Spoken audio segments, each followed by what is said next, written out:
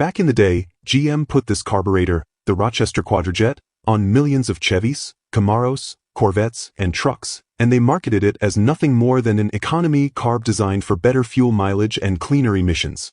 But here's the real story they never told anyone. Hidden beneath all that factory detuning is one of the most powerful and versatile street carburetors ever made, an 800 CFM beast waiting to be unleashed. Today, I'm going to show you the secret tricks that old-school racers have been using for decades to transform weak, sluggish small blocks and big blocks into absolute monsters, without expensive heads, cams, or forced induction, just a few simple tweaks to the Quadrajet itself. We're talking real-world gains of 50 to 100 horsepower, razor-sharp throttle response, and a thick torque curve that completely wakes up a tired 350 or 454. If you've got a classic GM V8 sitting in your garage feeling lazy and underpowered, this one hidden secret can change everything. So stick around, because we're diving in right now. Why GM hid this power? Picture this. It's the early 1970s, and the world is changing fast for American carmakers. The Clean Air Act just kicked in, gas prices are skyrocketing after the oil crisis, and Uncle Sam is breathing down Detroit's neck with strict new emission standards and mandatory corporate average fuel economy, CAFE, targets. GM, like everyone else, is scrambling to make their big V8s run cleaner and sip less fuel without losing too many customers. Their answer? Take one of the best carburetors they ever designed, the Rochester Quadrajet, and deliberately choke its performance. On paper, the Quadrajet is a masterpiece. It has tiny primary bores for excellent low-speed drivability and fuel atomization, massive secondary bores that flow up to 800 CFM when wide open, and a sophisticated metering system with rods and a power piston that adjusts fuel delivery based on engine load. In a perfect world, this thing is the ultimate street carb, better part throttle response than a double-pumper Holley, huge top-end airflow, and the ability to run crisp on everything from a stock 350 to a built 454. But GM couldn't ship it that way. To meet emissions, they installed super lean primary jets, sometimes in the high 60s or low 70s, and ultra-fat metering rod tips that kept the mixture stingy until almost wide-open throttle. They cranked down the secondary air valve tension so tight that the big blades barely cracked open unless you floored it in the perfect conditions. They even added choke pull-offs and vacuum delays to slow everything down further. The result? A carb that idled smoothly, passed the sniffer test at the tailpipe, and delivered decent highway mileage, but felt downright gutless when you tried to have any fun. GM marketed it as the economy carb, the responsible choice for the new era. Meanwhile, the aftermarket exploded with Holleys and Edelbrocks because hot rodders thought the Quadrajet was junk, slow, boggy, impossible to tune. What they didn't realize is that GM hadn't built a bad carb. They built an amazing one and then handcuffed it on purpose. The crazy part? All that hidden potential is still there, bolted right to the intake manifold of millions of classic Chevys, Pontiacs, Oldsmobiles, Buicks, and Cadillacs. The massive secondaries, the spreadboard design, the variable metering, none of that changed. Only the factory calibration held it back. Street racers and circle track guys figured this out decades ago. They started loosening a few screws, swapping a couple of rods and jets, and suddenly that economy carb was outrunning vacuum secondary Holleys on the street and making real power without sacrificing drivability. That's exactly why this trick has stayed somewhat hidden all these years. Most people threw the Quadrajet in the trash and never looked back. But those in the know kept quiet and kept winning. Today, a properly tuned Quadrajet is still one of the best bang-for-buck upgrades you can do on a classic GM V8. And in the next sections, I'm going to show you step-by-step how to undo GM's detuning and unleash the beast that's been sleeping under your hood this whole time. Alright, now that you know why GM held this car back, let's get familiar with what makes the Rochester Quadrajet so special. Because once you understand the basics, the hidden secret mods we're about to do will make total sense. Grab your Quadrajet or picture the one on your engine, and follow along as I break it down piece by piece. First thing you notice is the unique spreadbore design. Up front, you've got these two small primary throttle bores. They're tiny, usually around 1 3/8 inches, which gives incredible fuel atomization and super crisp throttle response at low speeds and part throttle. That's why a well-tuned Quadrajet drives so nicely around town and gets decent mileage. Those small primaries act almost like a two-barrel carb for everyday cruising. Then look at the back. The massive secondary throttle bores, usually 2 1/4 inches or bigger, that can flow up to 800 CFM when fully open. That's where the real power hides. The secondaries are air valve controlled, meaning they don't open mechanically like a double pumper Holley. Instead, a pair of big air doors up top open based on engine vacuum and airflow demand, pulling the throttle blades open progressively for smooth, bog-free transitions to wide-open throttle. Now flip it over or look down the primaries. You'll see the main jets, and hanging from the top cover is the power piston assembly with the primary metering rods. Here's the genius part. Those rods have tapered tips that hang down into the jets. At light throttle, manifold vacuum holds the power piston up, keeping the fat part of the rods in the jets for a lean cruise mixture. When you stomp the gas, vacuum drops, the piston falls, and the thinner tapered sections of the rods move into the jets, instantly richening the mixture for power. It's a variable circuit that adjusts fuel delivery on the fly, way more sophisticated than fixed jets on most carbs. Other key players: the accelerator pump down in the float bowl for that instant squirt when you hit the pedal, pullover circuits for smooth secondary transition, and the adjustable part throttle screw hidden under a plug for fine-tuning cruise AFR. The choke system and secondary lockouts were mostly for cold starts and emissions, but we'll tweak those later. Externally, you've got the fuel inlet, vacuum ports galore, and that secondary air valve tension adjuster on the passenger side. That little screw is one of the biggest keys to unlocking monster power, and we'll hit it hard soon. The Quadrajet isn't just a carb, it's a smart, variable flow fuel delivery system that can be mild and efficient or downright ferocious depending on how you calibrate it. GM chose mild for the factory, but we're about to flip the switch to ferocious. Next up, we're tearing this thing apart so you can see everything up close before we start the mods. Disassembly for the mods. Okay, we've talked about why GM held the Quadrajet back and gone over the basic layout, so now it's time to roll up our sleeves and get our hands dirty, because the real magic starts when we take this carb apart and see everything up close. Don't worry if you've never torn into a Quadrajet before, it's actually one of the easiest carbs to work on, and I'm going to walk you through every step so you can do this in your garage with basic hand tools. Safety first, make sure the engine is off, the battery is disconnected if you're working on the car, and wear eye protection. Carb cleaner and old gas can splash. Start by removing the air cleaner so you have full access. Then disconnect the fuel line. Have a rag ready because a little gas will drip out. Next, unplug any vacuum lines and mark them with tape so you remember where they go later. Loosen the throttle linkage and kick down if it's an automatic, and finally pop off the choke heat tube or electric choke wire if your model has one. Now take a 9/16 or 5/8 wrench, depending on your intake, and remove the 4 nuts holding the carb to the manifold. Lift it straight up gently, sometimes they stick a bit from the gasket. Set it on a clean workbench with some paper towels underneath to catch any spills. First big step inside. Flip the carb upside down and remove the base plate screws. There are usually 7 or 8 around the bottom. Carefully separate the base from the main body. Watch for the gasket and don't lose any small parts. Now you're looking at the float bowl, accelerator pump, and main jets down in the bottom. Those 2 brass screws you see are the primary jets. We'll be swapping those soon for bigger ones. Over on the side is the power valve or idle mixture screws. Leave those for now. Turn it right side up again and grab a flathead screwdriver. Remove the screws around the top cover. There are about 10 of them, some short, some long, so keep them organized. Gently lift the air horn, that's the top cover, straight up. It might resist a little because of the gasket, but don't pry hard, just wiggle it. Once it's off, you'll see the float hanging down, the needle and seat, and the primary metering rods hanging from the power piston. Look closely at the rods. See how they have a thick section and then taper to a thin tip? That's the variable metering we talked about earlier. Right in front of you now are the small primary throttle bores and behind them the huge secondaries. Up top are the secondary air valves, those big flaps that control airflow into the secondaries. On the passenger side you'll spot a small hex head screw with a torsion spring. That's the secondary air valve tension adjuster. And loosening this one little screw is the single biggest, hidden secret for waking up the top-end power. We'll get to that in detail next.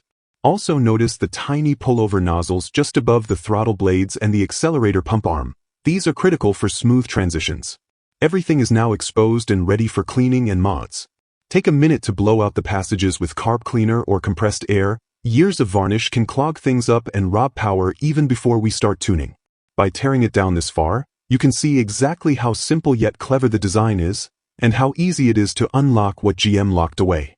Clean everything thoroughly, inspect for worn parts like a sticky power piston or cracked gaskets, and get ready because in the next section we're hitting the biggest power mod first, freeing up those secondaries. The biggest secret, secondary air valve tuning. Here we are at the heart of the video, the single biggest hidden secret that turns a weak GM V8 into a beast. tuning the secondary air valves on the Quadrajet. This one adjustment alone is responsible for more holy crap moments than almost anything else you can do to this carb, because it directly controls when and how fast those massive secondary throttle blades open up.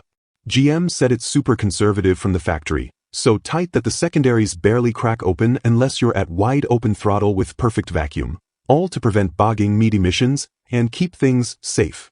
But loosening it just a little unleashes huge top-end power and transforms the entire power band. Look right here on the passenger side of the air horn, that small hex head screw with the torsion spring wrapped around it. That's the secondary air valve tension adjuster. It controls how much wind resistance the big air doors up top feel before they swing open and pull the secondary throttle blades with them. Factory setting is usually cranked down tight, often 1 to 1.5 turns preloaded, which means the secondaries open slowly and late. The result? Your engine hits a wall around mid-range, feels flat on the top end, and never really uses all that 800 CFM potential. The fix is incredibly simple. Grab a 5/30 seconds or 1/8 hex key, depending on the year of your Quadrajet, and turn that screw counterclockwise to loosen the spring tension. Start with just a quarter turn, no more than half a turn at first. You'll feel the spring get slacker immediately. What happens now is that engine vacuum and airflow can swing those air doors open much faster, yanking the secondaries wide open sooner and feeding the engine a massive rush of air and fuel right when it needs it most. You'll instantly feel sharper mid-range punch, stronger pull from 3,000 RPM up, and a huge surge on the top end. On a mild 350, this one tweak can add 30 to 50 horsepower and make the car feel like it grew a bigger cam. On a 454 or built motor, the gains are even bigger because they can actually use all that extra flow. But here's the critical part. Don't go crazy loosening it all at once. Too loose and the secondaries will snap open violently at part throttle, causing a massive bog or stumble from sudden lean condition. The trick is to loosen in small increments. Quarter turn, test drive, feel for bog, add another 1/8 if it's clean. You want the fastest opening possible without any hesitation. Most street setups end up around 1/2 to 3/4 turn open from factory. Pro tip: if you want ultimate control, drill and tap the air horn for a small set screw stop so you can limit how wide the air valves actually go. Great for fine-tuning on high horsepower builds. And always pair this with good pullover enrichment and a strong accelerator pump shot, which we'll touch on later. This adjustment is why old-school racers swear by the Quadrajet. Once the secondaries are freed up, it hits like a double pumper but with way better manners. Do this right and your weak V8 will finally breathe like the monster it was meant to be. Next, we're going deeper with metering rods and jets to feed all that new airflow. With the secondaries now freed up and ready to slam open, the engine is going to be screaming for more fuel to match all that extra air, and that's exactly where the next big power unlock comes in, upgrading the primary metering rods and jets. This is the mod that richens the mixture across the board, from part throttle cruise to wide open throttle, eliminating lean spots and feeding the beast properly. GM used super lean factory calibration here too. Small jets in the high 60s or low 70s and fat-tipped rods that kept fuel delivery stingy for emissions and mileage. But swapping to richer components is cheap, easy, and adds serious horsepower without hurting drivability. Look down into the float bowl at those two brass primary jets. They're the fixed orifices that set the base fuel flow. Then up top, hanging from the power piston, are the primary metering rods with their step tips. The way it works is brilliant. High vacuum keeps the piston up and the thick part of the rods blocking most of the jet area for lean cruise. Drop vacuum under load and the piston falls, moving the thinner tip into the jet for instant richening. Factory rods have very fat cruise sections and mild tapers, so even at full power it's still leaner than optimal for performance. The upgrade is straightforward. First, gently pry up the power piston. It's held by a small retainer clip or spring. Don't force it or you'll bend something. Once it's out, the rods simply lift off their hanger. Swap in performance rods with thinner power tips. Popular choices are 39B, Day, or CE series for street builds. They have slimmer diameters in the high vacuum zone for richer cruise and mid-range without going pig-rich. For more aggressive setups, go with even thinner like 44K or 42B rods. Drop the new rods onto the hanger pins. Make sure they seat fully.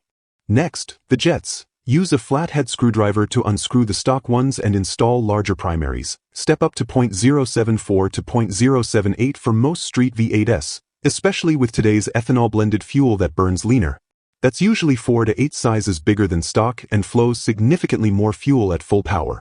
Combine bigger jets with thinner rods and you get a richer overall mixture without sacrificing the variable control that makes the Quadrajet so drivable. Bonus move, check your secondary metering rod hanger. Factory is usually a conservative letter like M or P. Swap to a B, V, or richer hanger to drop the secondary rods faster as the big blades open, preventing any lean stumble during transition. It's a 5-minute change that cleans up hard acceleration. This combo, better secondaries from the last section plus richer rods and jets, is where the real monster wakes up. Expect 20 to 40 more horsepower, fatter torque everywhere, and no more lean surge or pinging. Parts cost under $50, and the difference is night and day. Coming up next, a few pro-level bonus tips to take it even further. You've now got the 2 biggest power unlocks done, free-flowing secondaries and a richer primary calibration, and your Quadrajet is already on its way to turning that weak V8 into a beast. But before we put it all back together, here are some killer bonus pro tips that the old-school experts use to squeeze out even more performance, clean up drivability, and make the carb absolutely bulletproof on the street or strip. These are quick, low-cost tweaks that separate a good tune from a great one. First up, ditch the choke pull-off if you're running a full performance setup. That little vacuum diaphragm on the passenger side holds the secondary air valves closed longer during cold starts and part throttle bursts. It's an emissions nanny device. Unhook the vacuum line, remove the linkage arm, or just zip tie it open. Now the secondaries respond instantly with no delay, giving sharper throttle response and eliminating any cold stumble on modified engines. If you still need cold drivability, just adjust your electric or hot air choke lighter. Next, fine-tune the adjustable part throttle (APT) screw. It's hidden under a press-in plug on the base plate. Pop it out with a small screwdriver. Turning this screw clockwise richens the cruise and mid-range mixture independently of the jets and rods. Give it a half-turn richer and you'll often clean up light throttle lean surge or pinging without affecting wide-open throttle. It's one of the best-kept secrets for perfect street manners on modern pump gas. If you've got a big cam with low idle vacuum, the off-idle transition can get lazy. Fix it by slightly enlarging the idle down leg passages or transfer slots. Use a 1/64 or 5/64 drill bit and open the transfer slots just a hair longer toward the throttle blades. Go slow. Test after each small change, because too much exposes too much slot and hurts vacuum signal. This keeps crisp response even with 220+ duration cams. Another favorite, add a secondary air valve stop set screw. Drill and tap a small 10 to 32 hole in the air horn right where the valve hits full open, then install an Allen set screw. Now you can precisely limit how wide the secondaries go, great for high horsepower builds that might over-aerate at the top end, or for dialing in the perfect opening rate without balk. Finally, upgrade the accelerator pump for instant whole shot response. Swap to a 50 cubic centimeters pump diaphragm if yours is the smaller 30 cubic centimeters version, and bend the pump arm slightly for a longer shot duration. Pair it with a hollow shooter nozzle for better atomization. These little changes make the car leap off the line without hesitation. Apply the tips that match your build. Not every engine needs all of them, but even 1 or 2 will take your Quadrajet from strong to savage. Coming up, we'll reassemble everything safely and talk real-world results. Reassembly and safety warnings. We've done all the heavy lifting, secondaries tuned, rods and jets upgraded, bonus tips applied, and your Quadrajet is now calibrated to feed a monster instead of an economy car. Now it's time to put everything back together the right way so it seals perfectly, runs reliably, and doesn't turn into a fire hazard. Reassembly is basically the reverse of teardown, but there are a few critical steps and safety checks you absolutely cannot skip. Start with the main body on your workbench. Double-check that your new metering rods are fully seated on their hanger pins and move freely up and down with the power piston, no binding. Make sure the float level is correct. Most Quadrajets want the float about a 1/4 inch below the top of the bowl when the needle is closed. Bend the tang gently if needed. Drop in a fresh air horn gasket, then carefully lower the air horn straight down. Don't let the metering rods hang up on the jets. Wiggle if necessary. Install the screws finger tight in a crisscross pattern, then torque them snug but not crazy, about 10 to 12 inch-pounds, alternating sides so the gasket seals evenly. Over-tightening warps the casting. Next, flip it over and reinstall the base plate with a new gasket. Again, crisscross the screws and snug them evenly. Reconnect the accelerator pump linkage and make sure it has full travel. While you're here, preset your idle mixture screws. Turn them in gently until lightly seated, then back out 1.5 to 2 turns as a starting point. Hook up the throttle linkage and check that the throttle blades open fully without sticking. Before bolting it back on the engine, do a quick leak check. Plug the fuel inlet temporarily, blow compressed air into a vacuum port, and spray soapy water on all gasket surfaces. No bubbles means good seal. Now reinstall on the intake, fresh base gasket, torque the 4 nuts in a crisscross pattern to spec, usually 12 to 15 ft-lbs. Reconnect fuel line with a new filter if yours is old, throttle linkage, vacuum lines, use your tape labels, and choke components if you kept them.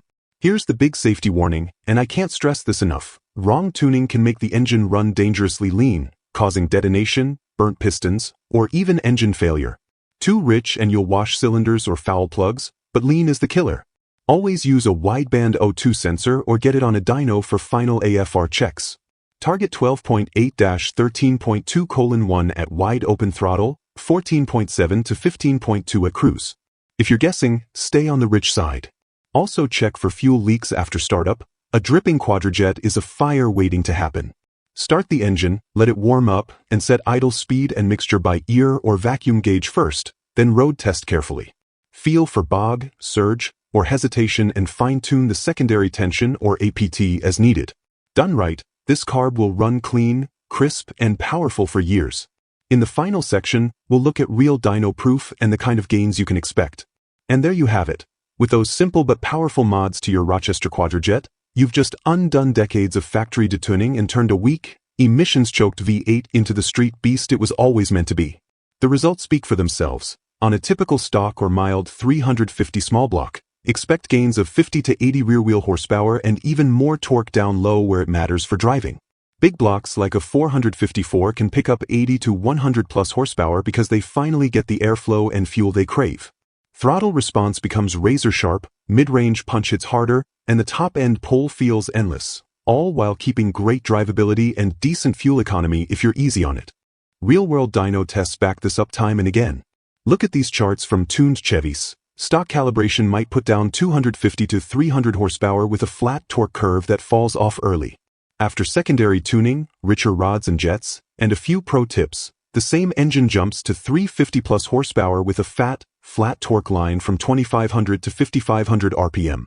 The difference is night and day. Smoother power delivery, no bog or hesitation, and that addictive surge when the secondaries snap open. Guys running these on the street report better quarter-mile times, easier passing, and just more fun every time they drive. The best part? You did it with basic tools, under $100 in parts, and no irreversible changes. Everything is adjustable and reversible if needed. This is why the Quadrajet remains a favorite among old-school builders. It's the ultimate sleeper carb that GM accidentally made too good. If this video fired you up and helped wake up your V8, do me a huge favor. Smash that like button, drop a subscribe Torque Sega for more hidden power secrets and classic engine tech, and hit the bell so you never miss an upload. Comment below, what's your Quadrajet story? Have you tried these mods? What kind of gains did you see? Share your before and after numbers or pics. I read every one. Thanks for watching, stay safe in the garage, and go turn that weak V8 into the monster it deserves to be. See you in the next one.